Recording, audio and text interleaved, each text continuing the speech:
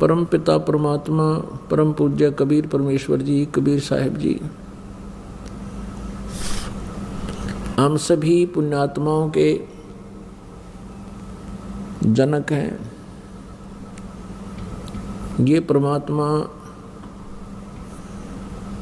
परम अक्षर ब्रह्म कहे जाते हैं। इन्हीं को सत्य पुरुष भी कहते हैं। सत्य पुरुष का अर्थ होता है अविनाशी परमात्मा, पुरुष मीन प्रभु, और सत्य माने अविनाशी जिसका नाश कभी ना हो। इसी के भाषाभिन्न या पर्यायवाची बहुत शब्द बन जाते हैं। परम अक्षर ब्रह्म, अकाल मूर्त, शब्द स्वरूपी राम, सतपुरुष। ये वो परमात्मा है जो सब ब्रह्मांडों का रचनहार है और जो बनारस में काशी शहर में, भारतवर्ष के काशी शहर के अंदर एक जुलाहे की भूमिका किया करते थे, जो धानक कहलाते थे। ये पूर्ण परमात्मा है, असंख्य ब्रह्मांड के स्वामी। दोस्तों, आज की विशेष पड़ताल में हम राम नवमी के मौके पर रामचंद्र जी के बारे में विस्तार से जानेंगे। हम सभी को ये पता है कि तीन लोक के भगवान श्री हरि अर्थात भगवान विष्णु जी श्री रामचंद्र जी के रूप में त्रेता युग में माता कौशल्या के गर्भ से जन्मे थे। उनका इस तरह अवतार धारण करने का उद्देश्य मृत्यु लोक में बढ़ रहे अधर्म व अत्याचारों का विनाश करके धर्म की स्थापना करना था। दोस्तों, अब शुरू करते हैं पड़ताल। जैसे कि ऊपर बताया गया, रामचंद्र जी के जन्मदिन पर राम नवमी मनाई जाती है। तो अब आपको ये जानकर हैरानी होगी कि वेदों में प्रमाण है कि परमेश्वर कभी भी माँ के गर्भ से जन्म नहीं लेता। तो अब आप सोच रहे होंगे कि क्या दशरथ पुत्र रामचंद्र जी परमात्मा नहीं है? इसके लिए कबीर साहिब जी ने कहा है कि एक राम दशरथ घर डोले, एक राम घट घट में बोले, एक राम का सकल पसारा, एक राम है जग से न्यारा। फिर कबीर साहिब जी ने बताया है कि राम राम सब जगत बखाने, आदि राम कोई बिरला जाने। इससे स्पष्ट है कि दशरथ पुत्र राम से अन्य कोई और परमेश्वर है जिसे आदि राम कहते हैं। तो अब सवाल ये रहता है कि असली राम कौन है? उसके लिए हमारी ये रिपोर्ट देखिए। तो चलिए अब आपको बताते हैं कुछ ऐसे फैक्ट्स एंड प्रूफ जो आपको सोचने पर मजबूर कर देंगे।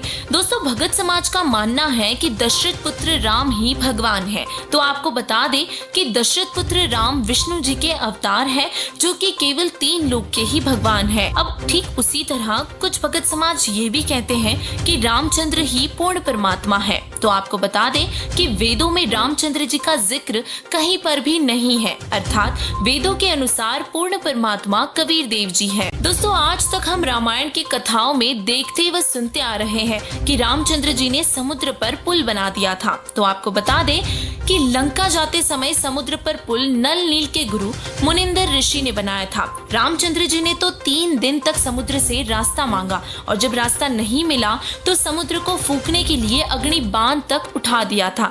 फिर समुद्र देवता ने रामचंद्र जी को नल और नील के बारे में बताया और फिर नल नील के माध्यम से मुनिंदर ऋषि ने निकट पर्वत के पत्थरों को अपनी शक्ति से हल्का कर दिया था और इस तरह समुद्र पर पुल बना और मुनिंदर ऋषि जी ही त्रेता युग में पूर्ण परमात्मा के रूप में उपस्थित थे। दोस्तों, हमने ये भी देखा है कि रामचंद्र जी ने कई राक्षसों का अंत किया और इसीलिए वही भगवान है। तो आपको बता दे कि विष्णु जी के जो भी अवतार होते हैं वो सब ब्रह्म के द्वारा पहले से ही निर्धारित होते हैं और वो वैसा ही करते हैं। भगत समाज का मानना है कि रामचंद्र जी जगत के उद्धार के लिए पृथ्वी पर आए थे। तो आपको बता दे कि विष्णु जी को नारद जी का श्राप लगा था और उसको भोगने के लिए विष्णु जी रामचंद्र जी के रूप में पृथ्वी पर आए थे और अपनी पत्नी के वियोग में अपना सारा जीवन व्यतीत किया था। रामचंद्र जी हमारे पापों को नष्ट कर देते हैं। रामचंद्र जी अपने स्वयं के पापों को भी नष्ट नहीं कर सकते। त्रेता युग में बाली को छुपकर मारा था, जिसका पाप भोगने के लिए द्वापर युग में शिकारी के बाण का शिकार होकर चुकाना पड़ा था। भगत समाज का मानना है कि रामचंद्र जी ने सबरी और अहिल्या का कल्याण किया था। तो आपको बता दे कि रामचंद्र जी उर्फ विष्णु जी अपने भक्तों को केवल स्वर्ग तक ही पहुंचा सकते हैं। स्वर्ग से ऊपर ब्रह्मलोक है और ब्रह्मलोक से भी ऊपर सतलोक है। वहाँ केवल पूर्ण परमात्मा की भक्ति से ही जाया जा सकता है। स्वर्ग में गए हुए प्राणी पुनः वापस आते हैं। रामचंद्र जी मर्यादा पुरुषोत्तम और न्यायकारी थे। राम जी सीता जी की अग्नि परीक्षा लेने के बाद अयोध्या लाए, फिर एक धोबी के कहने से अपनी गर्भवती पत्नी को जंगल में छोड़ दिया। आज के समय में किसी के कहने से कोई अपनी नेक और पवित्र पत्नी को जंगल में छोड़ दे तो क्या आप उसको मर्यादा पुरुषोत्तम और न्यायकारी कहेंगे? गीता जी के अध्याय 15 के श्लोक 17 में उस परमेश्वर का वर्णन है जो पूर्ण परमात्मा है, पूर्ण ब्रह्म है, जो 3 लोकों में प्रवेश करके सबका धारण पोषण करता है। वो अविनाशी परमात्मा है। वेदों में उस परमेश्वर की महिमा करते हुए उसका नाम वर्णित किया गया है। वह परमेश्वर कबीर देव है। जगत गुरु तत्वदर्शी संत रामपाल जी महाराज जी विश्व में एकमात्र ऐसे संत हैं जो पूरे विश्व में सभी धर्मों के धर्म ग्रंथों से तत्व ज्ञान लोगों तक पहुंचा रहे हैं। एक एक सदग्रंथों को खोल खोल कर दिखा रहे हैं। अब जनता के हाथ में है, इसे परखे और सही और गलत का भेद करके सही भक्ति मार्ग चुनकर अपना जीवन सफल करे और मोक्ष करवाए। गीता जी अध्याय 15 के श्लोक 16 और 17 में मुख्य 3 प्रभुओं का वर्णन है, अक्षर पुरुष और परम अक्षर पुरुष। इस श्लोक में अक्षर पुरुष अर्थात काल और परम अक्षर पुरुष अर्थात कबीर देव जी का मुख्यत अभिनय है। जब जब पृथ्वी पर अधर्म बढ़ता है तब तब कोई न कोई अवतार अवतरित होता है जो अधर्म का नाश करके धर्म की स्थापना करता है। परंतु इन अवतारों में और इनकी लीलाओं में बहुत अंतर होता है। मुख्य रूप से पृथ्वी पर 2 तरह के अवतार अवतरित होते हैं, एक काल के और दूसरे दयाल के, यानी कि परम अक्षर पुरुष अर्थात कबीर देव जी के। काल के अवतार अधर्म का नाश अधर्मी लोगों को मार कर करते हैं, जबकि पूर्ण परमात्मा के अवतार तत्व ज्ञान रूपी शस्त्र से अधर्म का नाश करके धर्म की स्थापना करते हैं। ऐसे ही अब तक काल के जितने भी अवतार हुए उन सभी ने हिंसा का सहारा लेते हुए धर्म की स्थापना की है, जबकि परमेश्वर के अवतार तत्वदर्शी संतों ने तत्व ज्ञान का प्रचार करके अधर्म का विनाश किया है। इसी प्रकार आज भी इस पृथ्वी पर अधर्म का विनाश करने के लिए परम अक्षर पुरुष के अवतार के रूप में जगत गुरु तत्वदर्शी संत रामपाल जी महाराज जी अवतरित हुए हैं, जो अपने तत्व ज्ञान से अधर्म का नाश कर रहे हैं। उन्हीं महापुरुषों के द्वारा बताए तत्व ज्ञान से पूर्ण परमात्मा के विषय में जानकारी प्राप्त की जा सकती है। यदि आप भी अपना कल्याण करवाकर जीवन सफल करना चाहते हैं तो तत्वदर्शी संत की शरण में जाकर उनसे नाम लेकर ज्ञान समझकर अपना मोक्ष करवा सकते हैं। आज के इस एपिसोड में रामचरितमानस के ऐसे गूढ़ रहस्य बताए जाएंगे जो आज तक हम सभी से छुपाए गए थे। रामचरितमानस के इन गूढ़ रहस्यों को देखकर आपके होश उड़ जाएंगे और आप इन नकली धर्मगुरुओं, कथावाचकों और प्रचारकों को कोसने पर मजबूर हो जाओगे कि इतना अद्भुत ज्ञान हमसे क्यों छुपाया गया। इस एपिसोड को देखने के बाद आप खुद कहोगे कि ये सब तथाकथित धर्मगुरु सनातन धर्म के नाशक हैं। दर्शकों, इस एपिसोड को देखने के बाद आपको सहज ही समझ आ जाएगा कि सनातनी पूजा के पतन के पीछे क्या राज छुपा है। अब आपको दिखाते हैं श्री रामचरितमानस से वह प्रमाण जिससे स्पष्ट होगा कि ब्रह्मा, विष्णु, महेश से ऊपर भी कोई भगवान है। बालकांड में एक प्रकरण आता है जब मनु और सतरूपा परमात्मा को पाने के लिए तपस्या करने लगते हैं। आइए देखते हैं मनु और सतरूपा किस परमात्मा की भक्ति कर रहे थे। ये है श्री रामचरितमानस से बालकांड का दोहा नंबर 143, जिसकी चौपाई नंबर 3 में लिखा है कि नेति नेति जेहि वेद निरूपा निजानंद निरूपाधि अनुपा शंभु विरंची विष्णु भगवाना उपजहीम जासु अंश ते नाना। जिन्हें वेद नेति नेति यानी यह भी नहीं कहकर निरूपण करते हैं, जो आनंद स्वरूप उपाधि रहित और अनुपम हैं, एवं जिनके अंश से अनेकों शिव, ब्रह्मा और विष्णु भगवान प्रकट होते हैं। वेदों में जिसको पूर्ण परमात्मा बताया गया है वो पूर्ण परमात्मा इतना समर्थ है कि ब्रह्मा, विष्णु और महेश उनके अंश से आत्म रूप में प्रकट हुए हैं। यहाँ स्पष्ट है कि ब्रह्मा, विष्णु और शिव पूर्ण परमात्मा नहीं हैं। जिसके अंश से ये तीनों देवता उत्पन्न होते हैं वो पूर्ण परमात्मा है। रामचरितमानस में कहा है कि ईश्वर अंश जीव अविनाशी, चेतन अमल सहज सुखरासी, यानी ईश्वर से ही उत्पन्न होने के कारण आत्मा अविनाशी है, यानी आत्मा कभी नहीं मरती। जिस परमेश्वर से जीव आत्मा उत्पन्न हुआ है वह परमेश्वर अविनाशी, चेतन, निर्मल और स्वभाव से सुख की राशि। गीता अध्याय 15 श्लोक 16 भी करता है। आत्मा को अविनाशी इसीलिए कहा गया है क्योंकि आत्मा रूप में ब्रह्मा, विष्णु, महेश, दुर्गा व क्षर पुरुष यानी गीता ज्ञान दाता तथा सर्व प्राणियों की उत्पत्ति उसी पूर्ण परमात्मा ने की है। इसलिए रामचरितमानस में लिखा है कि अनेकों ब्रह्मा, विष्णु, महेश उस सच्चिदानंद ब्रह्म से आत्मा रूप में उत्पन्न होते हैं। जिस परमात्मा से सभी प्राणी आत्मा रूप में उत्पन्न हुए हैं उस परमात्मा को गीता अध्याय 15 श्लोक 17 में उत्तम पुरुष कहा गया है। उसी परमात्मा को तीनों लोकों में धारण पोषण करने वाला परमात्मा तथा वास्तव में अविनाशी परमेश्वर कहा गया है।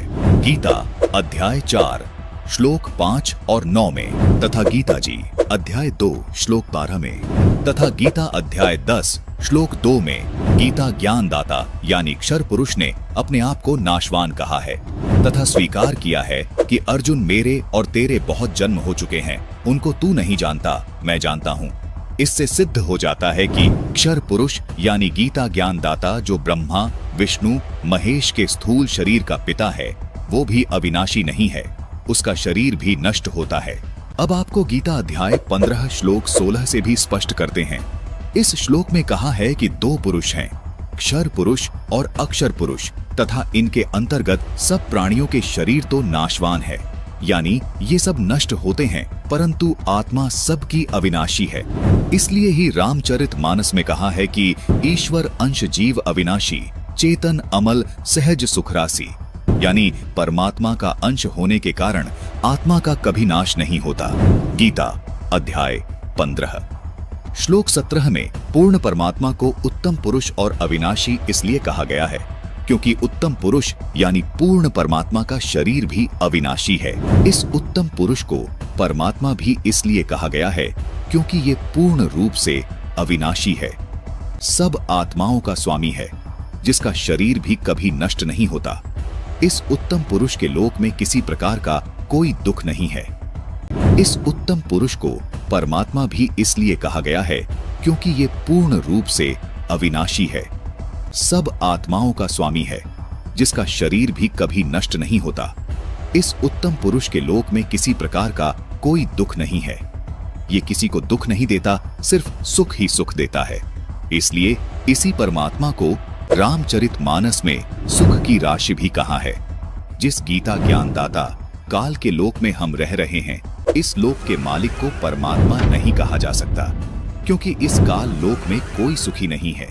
इसलिए पूरी गीता जी में गीता ज्ञान दाता ने अपने को कहीं भी परमात्मा नहीं कहा, केवल उस उत्तम पुरुष को ही परमात्मा तथा अविनाशी परमेश्वर कहा है। दर्शकों, गीता जी में अन्य स्थानों पर जहां भी परमात्मा शब्द से संबोधन किया गया है वो इसी उत्तम पुरुष अर्थात सच्चिदानंद घन ब्रह्म के विषय में बोला गया है। अर्थात पूर्ण परमात्मा का शरीर कभी नष्ट नहीं होता। इसीलिए इस श्लोक में लिखा है कि वो उत्तम पुरुष तो अन्य ही है जो वास्तव में अविनाशी है, उसी को परमात्मा कहा गया है। संत रामपाल जी महाराज सभी को आदि सनातनी भक्ति पर इसलिए दृढ़ कर रहे हैं ताकि हम सब आदि सनातनी भक्ति करके उस उत्तम पुरुष के अविनाशी लोक में चले जाएं, जहां जाने वाली सभी जीवात्माओं को भी अविनाशी शरीर प्राप्त होता है। अविनाशी शरीर होने के कारण उस शाश्वत लोक में पुनर्जन्म व मृत्यु नहीं होती, जहां जाने के बाद साधक लौटकर इस काल लोक में कभी वापस नहीं आते। इसी को पूर्ण मोक्ष कहा जाता है। गीता अध्याय 18 श्लोक 62 में गीता ज्ञान दाता इसी अविनाशी लोक की बात कर रहा है। यही वो शाश्वत यानी सदा रहने वाला स्थान सतलोक है। एक विभाग यानी सतोगुण विभाग के स्वामी हैं, यानी पृथ्वी लोक, स्वर्ग लोक, पाताल लोक में एक विभाग के स्वामी है। इसलिए इनको त्रिलोकीनाथ भी कहा जाता है और परम अक्षर ब्रह्म को वासुदेव कहा जाता है क्योंकि वो परम अक्षर ब्रह्म सर्व का मालिक है। उसी को आदि राम कहते हैं। परमात्मा कबीर जी ने सूक्ष्म वेद में बताया है कि राम राम सब जगत बखाने, आदि राम कोई बिरला जाने। निर्गुण सरगुण दो धारा हैं, आदि राम कबीर तो न्यारा है। अनंत राम अयोध्या में आए, सो दशरथ के पूत कहाए। कोटि राम गए लंका तोरी, ताको लखी न अभिगत डोरी। आदि राम कबीर सरबंगी, अभिगत अस्थिर अचल अभंगी। गरीब पार ब्रह्म सत कबीर है, कीमत मोल न तोल। बिना उजन अनुराग है, बहुरंगी अनमोल। अभिगत राम कबीर है, चकवय अविनाशी। ब्रह्मा विष्णु वजीर हैं, शिव करत खवासी। दर्शकों, ये सब प्रमाण और तथ्य ये स्पष्ट करते हैं कि राजा दशरथ के पुत्र राम का नाम इसीलिए रामचंद्र रखा गया क्योंकि वशिष्ठ जी को पता था कि राम नाम पूर्ण परमात्मा का उपमात्मक नाम है। अपने पिता ब्रह्मा जी से अधूरे ज्ञान से वशिष्ठ जी ने ये मान लिया था कि राजा दशरथ के घर पर पूर्ण परमात्मा जन्म लेंगे, जबकि वेदों में स्पष्ट है कि पूर्ण परमात्मा माता के गर्भ से जन्म नहीं लेता, उसकी परवरिश कुंवारी गाय के दूध से होती है। लेकिन अज्ञानतावश ऋषि वशिष्ठ जी ने राजा दशरथ के पुत्र श्री राम यानी विष्णु जी का नाम राम रख दिया। सतयुग से ही सभी ऋषिजनों ने कबीर परमात्मा की वाणियों में सुना हुआ था कि राम यानी पूर्ण परमात्मा सबका धारण पोषण करने वाला है। इसलिए वशिष्ठ जी ने श्री रामचंद्र जी का नाम राम प्रभु के गुणों के आधार पर रखा, जबकि इस एपिसोड में ये सिद्ध हो गया कि असली राम अर्थात आदि राम कबीर परमेश्वर हैं, जो अपनी महिमा चारों युगों में बताते हैं। यदि राजा दशरथ के बड़े बेटे रामचंद्र जी को केवल राम नाम होने के कारण ही ये मान लिया जाए कि वेदों में बताए गए परमात्मा वो ही हैं, तो भरत और शत्रुघ्न तो उनसे भी बड़े हो गए, क्योंकि भरत तो पूरी दुनिया का भरण पोषण करने वाले हो गए और शत्रुघ्न शत्रु का नाश करने वाले हो गए। दर्शकों, सोचिए कि क्या राजा दशरथ के पुत्र शत्रुघ्न का नाम जाप करने से पाप नाश हो सकते हैं? शत्रु का नाश हो सकता है? क्या लक्ष्मण जी का नाम जाप करने से वो शुभ लक्षण प्राप्त हो सकते हैं जो वेदों में वर्णित परमात्मा के हैं? दर्शकों, इन सभी बातों से सिद्ध होता है कि राजा दशरथ के पुत्र श्री रामचंद्र जी वेदों और गीता में बताए गए परम अक्षर ब्रह्म नहीं है। सतगुण श्री विष्णु जी के अवतार श्री रामचंद्र जी हुए हैं, जो केवल 3 लोक में एक विभाग यानी सतोगुण विभाग के स्वामी हैं, यानी पृथ्वी लोक, स्वर्ग लोक, पाताल लोक में एक विभाग के स्वामी है। इसलिए इनको त्रिलोकीनाथ भी कहा जाता है और परम अक्षर ब्रह्म को वासुदेव कहा जाता है, क्योंकि वो परम अक्षर ब्रह्म सर्व का मालिक है। उसी को आदि राम कहते हैं। परमात्मा कबीर जी ने सूक्ष्म वेद में बताया है कि राम राम सब जगत बखाने, आदि राम कोई बिरला जाने। निर्गुण सरगुण 2 धारा हैं। आदि राम कबीर तो न्यारा है, अनंत राम अयोध्या में आए, सो दशरथ के पूत कहाए। कोटि राम गए लंका तोरी, ताको लखी न अभिगत डोरी। आदि राम कबीर सरबंगी, अभिगत अस्थिर अचल अभंगी। गरीब पार ब्रह्म सत कबीर है, कीमत मोल न तोल। बिना उजन अनुराग है, बहुरंगी अनमोल। अभिगत राम कबीर है, चकवय अविनाशी। ब्रह्मा विष्णु वजीर हैं, शिव करत खवासी। दर्शकों, ये सब प्रमाण और तथ्य ये स्पष्ट करते हैं कि राजा दशरथ के पुत्र राम का नाम इसीलिए रामचंद्र रखा गया क्योंकि वशिष्ठ जी को पता था कि राम नाम पूर्ण परमात्मा का उपमात्मक नाम है। अपने पिता ब्रह्मा जी से अधूरे ज्ञान से वशिष्ठ जी ने ये मान लिया था कि राजा दशरथ के घर पर पूर्ण परमात्मा जन्म लेंगे।